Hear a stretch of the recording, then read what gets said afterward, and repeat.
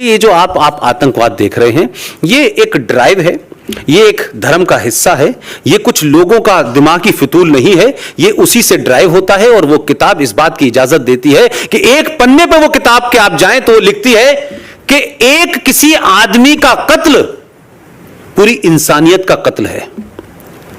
Right? हमको लगता है बहुत अच्छी बात है। हम फिर 5वें पन्ने के बाद 8वें पन्ने पे भी तो जाके देखें क्या लिखा है।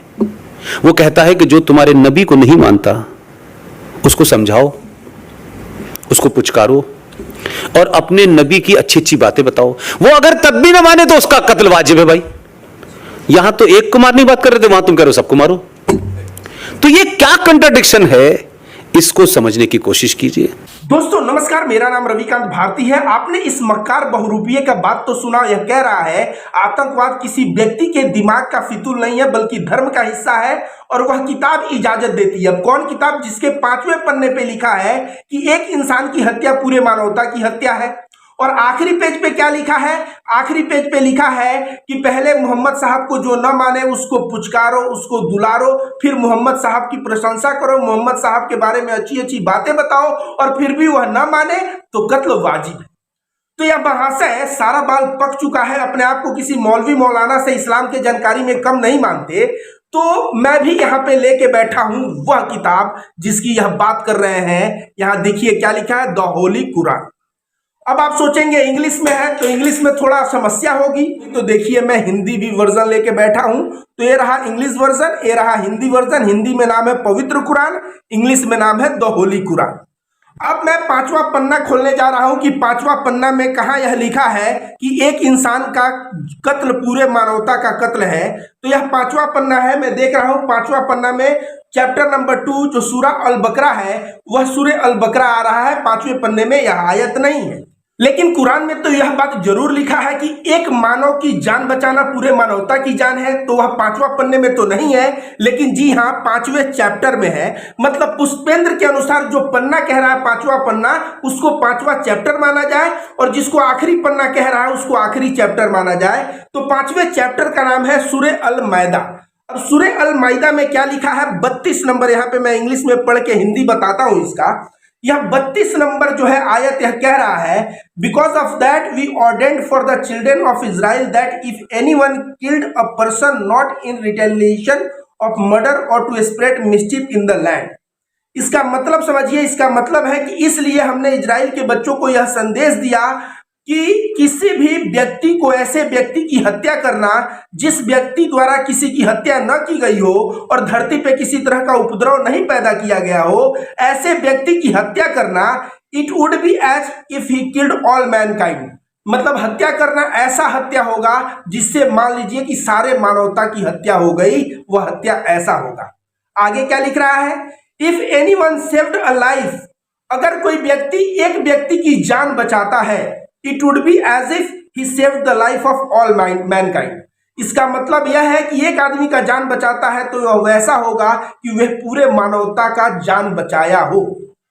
तो यह बात 5वें चैप्टर में मिल चुका है। अब पुष्पेंद्र कह रहा है कि आखिरी पन्ने में जाइए, मतलब आखिरी चैप्टर में मैं चलता हूं। तो आखिरी चैप्टर जिसका नाम सूरे अन्नास है, मैं उसे पढ़ के सुनाता हूं। उसमें कहां लिखा है कि मोहम्मद साहब के बारे में अच्छी अच्छी बातें बताओ और न मानने पे कत्ल करो। तो मैं पढ़ रहा हूं दोस्तों, इसमें लिखा है, in the name of Allah the most gracious and the most merciful. Allah के नाम से शुरू जो बहुत ही दयावान और बहुत ही कृपावान है। Say I seek refuge with Allah the Lord of mankind. कहिए कि मैं अल्लाह का शरण खोजता हूं जो मानवता का भगवान है। द किंग ऑफ मैनकाइंड, जो मानवता का राजा है। द गॉड ऑफ मैनकाइंड, जो मानवता का भगवान है।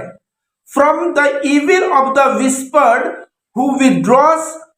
इसका मतलब है कि शैतान ने जो आपके दिमाग में, इंसानों के दिमाग में जो शैतानी विस्पर बोला, कानों में बोला, वह इंसानों के दिमाग में जब वह बातें गई तो अल्लाह के नाम लेते ही वह शैतानी बातें जो है दिमाग से निकल जाती है और इंसान का दिल जो है अच्छा हो जाता है। उसके बाद लिखा ओ जिन ओ मैन, मतलब यह बात केवल इंसान के लिए नहीं बल्कि जिन्न के लिए भी है। यह बात जो है आखिरी पन्ना जिसे पुष्पेंद्र कह रहा है, जब 5वां पन्ना कह रहा है तो 5वां चैप्टर में वह आयत मिल रहा है। तो आखिरी पन्ना जब कह रहा है तो आखिरी मैंने देखा, इसमें कहीं कुछ नहीं लिखा है। आपके दिमाग में यह होगा कि यह आखिरी पन्ने में नहीं लिखा है तो हो सकता है एक दो पन्ना और पहले लिखा हो।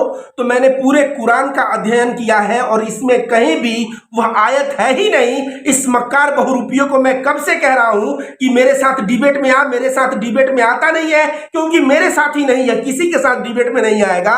अगर सामने वाला बंदा कुरान खोल ही लिया और इससे सवाल करने लगा तो यह जो झूठ परोस रहा है इसके बारे में यह क्या जवाब देगा। आइए मैं 112 और 113 नंबर चैप्टर भी आपको बता दूं कि उसमें क्या लिखा है, क्योंकि दिमाग में ये न रहे कि हो सकता है एक दो चैप्टर पहले वो बातें बोला हो। तो सूरह अल इखलास चैप्टर नंबर 112 है, जिसमें कह रहा है अल्लाह इज वन, अल्लाह एक है, अल्लाह इटर्नल है। अल्लाह मतलब हमेशा से रहा है, इटर्नल है। He begets not nor he was begotten and he begets not nor was he begotten and there is none coequal and comparable to him. मतलब अल्लाह के बराबर कोई नहीं, अल्लाह से तुलना किसी की नहीं की जा सकती। यह जो है सूरह अल इखलास लिखा है। उसी तरह से देखा जाए तो 113 नंबर चैप्टर में लिखा है कि मैं अल्लाह का शरण खोजता हूं जो दिन का मालिक है। तो ओवरऑल आप 112, 113, 114 तीन चैप्टर लास्ट का उठा के पढ़ लीजिए। कहीं भी आखिरी पन्ने में यह बात नहीं लिखा है कि अगर मोहम्मद साहब के बारे में लोग नहीं मानते तो उनको पुचकारो, दुलारो और उनको बताओ, उनकी प्रशंसा करके मोहम्मद साहब के बारे में बताओ और अच्छी अच्छी बातें बताओ, और फिर भी वो ना माने तो उनका कत्ल वाजिब है। इस हरामखोर मक्कार बहुरूपिये से मैं कहूंगा कि अगर यह कुरान के किसी भी आयत में, पूरा कुरान पढ़ा हूं और कई बार पढ़ा हूं, जब किसी भी आयत में यह चीज नहीं लिखा है तो तू क्यों जो है झूठ परोस रहा है। एक तरफ पांचवा पन्ना लेके सही बात कहता है ताकि लोग सोचे कि हाँ इसकी जानकारी है, और दूसरी तरफ से झूठ परोसता है। इसका मतलब ही नहीं है कि लोग जो है कुरान जाने, गीता जाने, ये सब का इसका मतलब ही नहीं है। मैं तो कहता हूं कि तू हिंदू है तो गीता पे कर ले मेरे साथ बहस। गीता पे मैं 35 किताबें पढ़ के रखा हूं। यह बहस नहीं करेगा।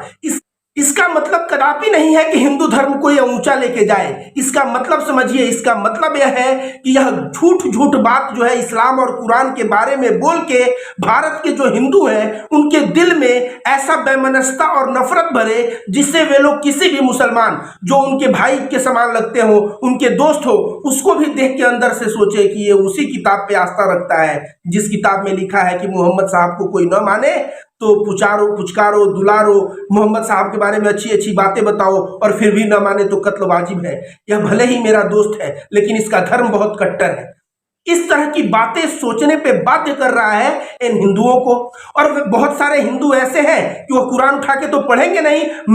मैं रविकांत भारती पढ़ता हूं तो कुरान भी मैंने पहले पढ़ा था, और जब इसकी यह बात सुनी तो मैंने उठा के फिर से पढ़ लिया। तो पुष्पेंद्र तू कब सुधरेगा? पुष्पेंद्र तू कब सुधरेगा? तू कब जो है यह बेमनस्ता और नफरत फैलाना बंद करेगा?